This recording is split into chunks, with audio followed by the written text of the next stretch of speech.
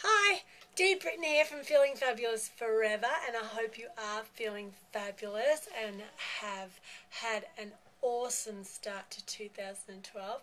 I'm planning on 2012 being my best year ever by far, so I'm so excited about what's ahead.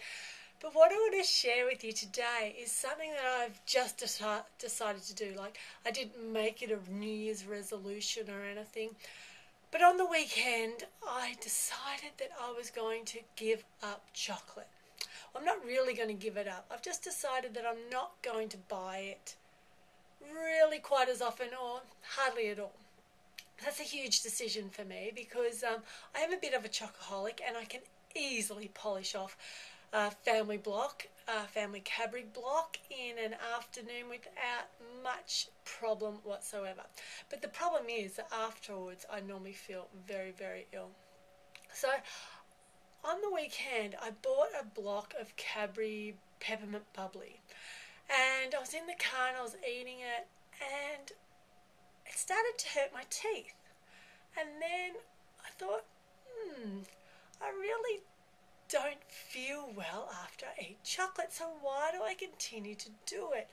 And the thing is that I usually only have a bite when it's on special, but it always seems to be on special somewhere. So it's like I go looking for it on special just so I can buy it.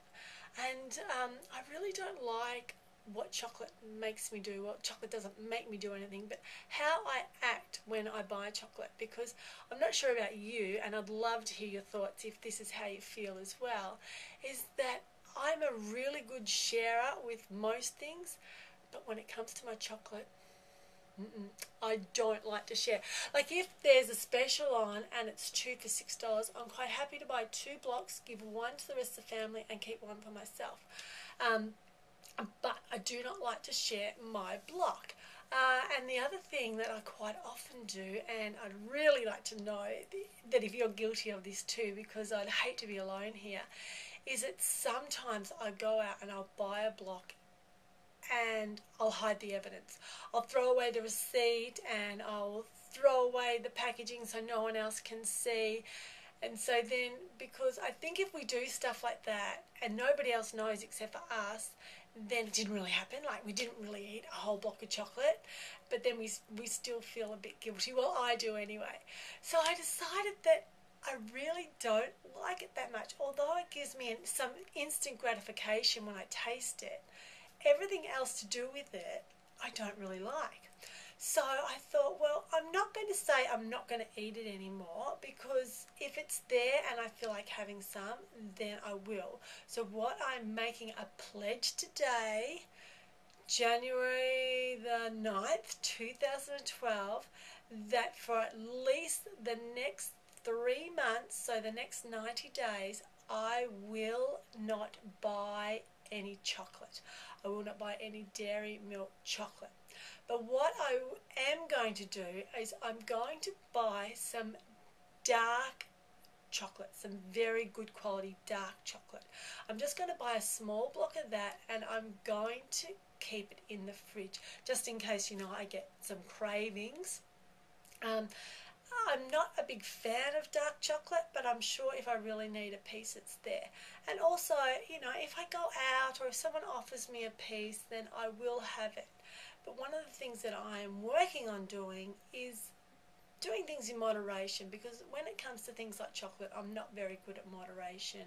And chocolate biscuits are similar. I don't buy biscuits. I don't really like biscuits that much. But if I was to, I could quite easily eat a pack of chocolate teddy bear biscuits without anybody else having one also, and once again are feeling unwell afterwards. So I don't know why we do that to ourselves, why we go for this instant gratification and we really think we like something, but then we feel so ill afterwards. So I'm going to concentrate on the end result and not before I think about trying to get that instant gratification. Now, while I'm here, one of the other things that I want to talk to you about is about the words giving up.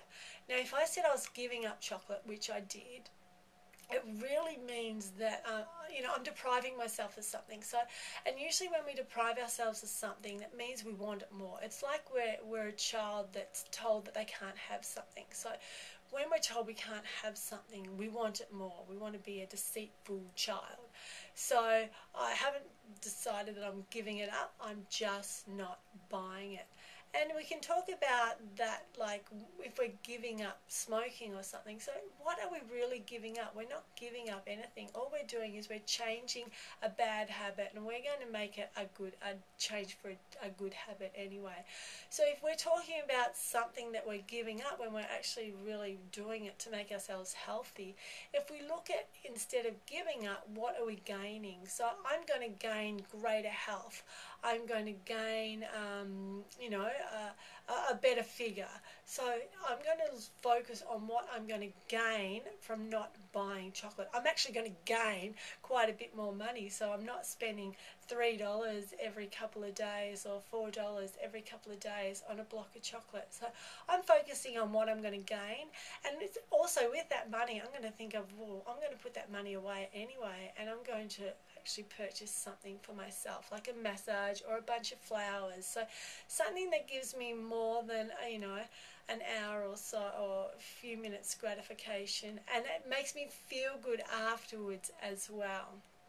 So I would love to know what you've decided that you're going to do in 2012, because I think if we just say it to ourselves and we don't share it with the world like I'm doing now, then we can't be accountable for it, because nobody else really knows. So I've told you some of my big dark secrets, and I've got plenty more of those to come, but I've made a pledge that as from today, 9th of January 2012, that I am no longer buying chocolate for at least 3 months. And hopefully after that 3 months, I'm not going to want it, I'm not going to miss it, and I'm going to feel so much better with so much more energy. So this is what I'm planning on doing. So if I go to the supermarket and I feel like I think I want something sweet, I'm going to have an apple or a banana instead. I know that sounds a bit silly, but that's what I'm going to do, because do you know what? I've never felt unwell after an apple or a banana.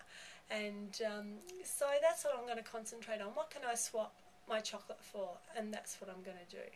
So leave your comments below, or post on my Facebook page, www.facebook.com/feelingfabulous, or if you're on my site, feelingfabulousforever.com, leave a comment there, and let everybody know what you've decided to do in 2012 and what you're determined to stick to.